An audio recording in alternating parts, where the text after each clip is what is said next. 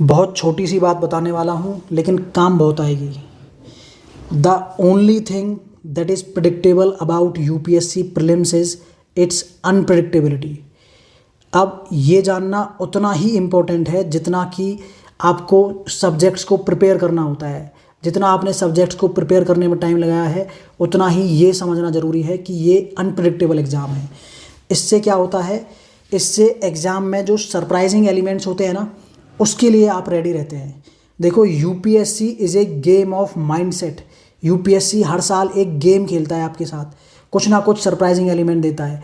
कभी टफनेस बढ़ा देगा, कभी कुछ क्वेश्चंस को इजी कर देगा, कुछ कई बार ऐसा हो सकता है कि जो इम्पोर्टेंट सब्जेक्ट्स होते हैं जैसे मॉडर्न हिस्ट्री है, पॉलिटी है, उसके क्वेश्चंस को कम कर देगा। इसका ऑब्जेक्टिव ही ये होता है कि जो मेंटली या फिर इमोशनली अनस्टेबल लोग हैं उनको एलिमिनेट करने का ऑप्शन है यूपीएससी के पास इसके थ्रू। ठीक है, जो लोग इसमें पैनिक कर जाते हैं वो फिर सिली मिस्टेक्स करते हैं और एग्ज़ाम से आउट हो जाते हैं। अब इसमें रेडी कैसे हुआ जा सकता है? रेडी होने का तरीका सिर्फ एक है और वो है when you are aware, when you are having the awareness of what, awareness of its unpredictability, of its surprising elements. ठीक है, और इसके अलावा क्या है, देखो आपने पिछले एक महीने में मैंने एक वीडियो भी बनाई थी जिसमें मैंने कहा था कि decoding the language of PYQs is most important thing for clearing UPSC prelims.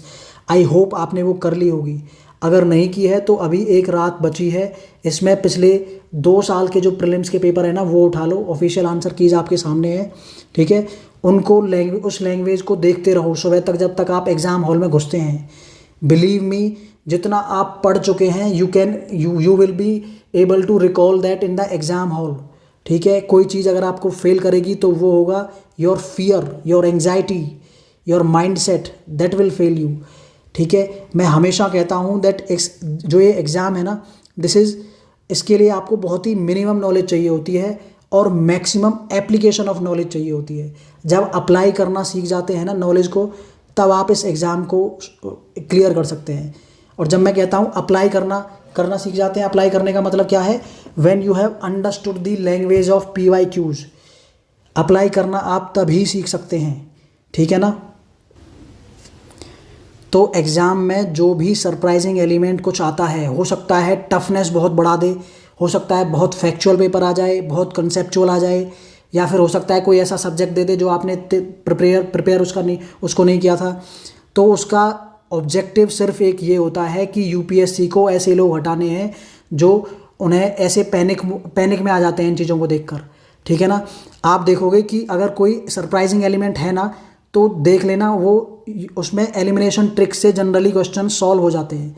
So you need not panic at all. और जहाँ पे नॉलेज काम नहीं आ रही, एलिमिनेशन ट्रिक्स काम नहीं आ रही, बहुत ज़्यादा एब्सोल्यूट नॉलेज चाहिए, तो you need not worry at all, leave that question.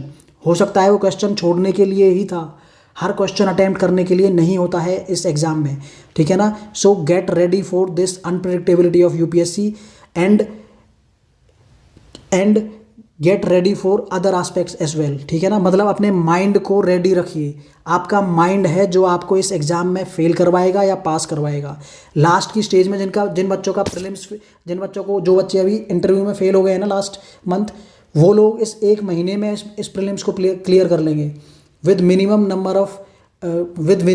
Knowledge. ठीक है, एक महीने में उन्होंने क्या ही किया होगा? आपको क्या लगता है उन्होंने सारी पीटी 365 कर ली होगी? नो, उन्होंने बहुत कम चीज़ें करी हैं। और वो कम चीज़ें क्या है? सिर्फ और सिर्फ पीवाईक्यूज को डिकोड करना और कोर सब्जेक्ट्स की ओवरऑल एक अंडरस्टैंडिंग डेवलप करना।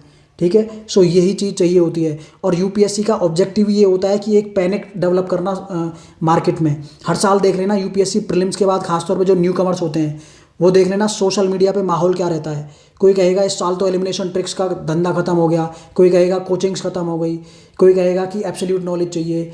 लेकिन जब आप उसी पेपर को एक शांति से करने बैठोगे ना, उसको एनालिसिस करने बैठोगे, देन आप देखोगे कि यार ये अभी भी एलिमिनेशन ट्रिक्स से सॉल्व हो रहा है।